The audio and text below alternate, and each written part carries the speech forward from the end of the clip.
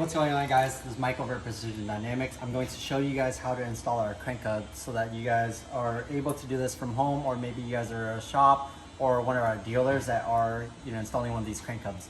So it's really similar to any other crank hub that you install. We already disassembled, we already drilled. So we're just going to show you the process of the installation so you guys can do this from home or at your shop. So the drill fixture is here. And the design of this is so that a extension can go inside of it. So we're going to shove in the extension into that. We're going to twist this on into the crankshaft itself and tighten it by hand, one hand, single hand, as tight as you can. And once you bottom out, then you can pull out the extension. I'll do that now. So it goes inside of here, and we just screw it on just like this. And once it starts threading on, we are going to tighten it as hard as we can with one single hand.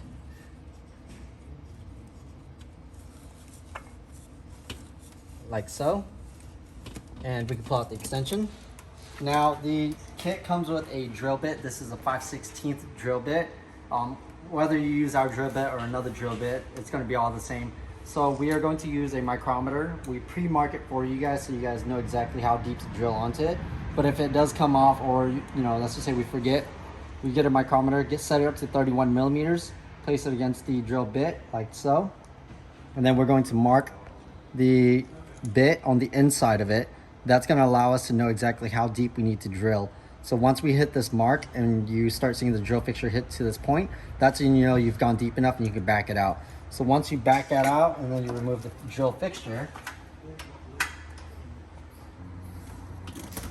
you guys will be able to see inside of there exactly how much we drilled it and how it looks.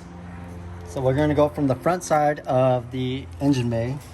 So once we have that drilled out, then we will go ahead and remove that, and then we are going to now install the crank hub. Now the crank hub will seat on there, but won't seat on there perfectly because this is a press style. So once we actually get this onto the crankshaft,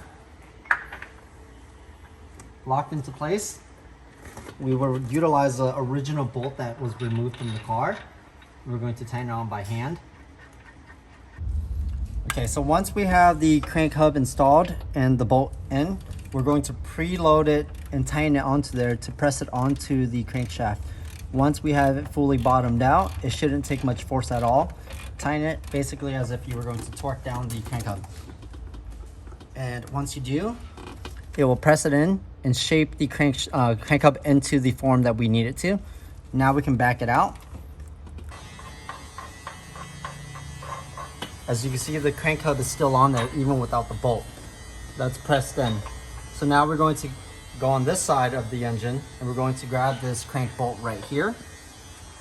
And we're going to just push it down and that'll allow it to come out. And once it's out, you can reassemble the car, retime the motor, and reassemble it, and you're all done.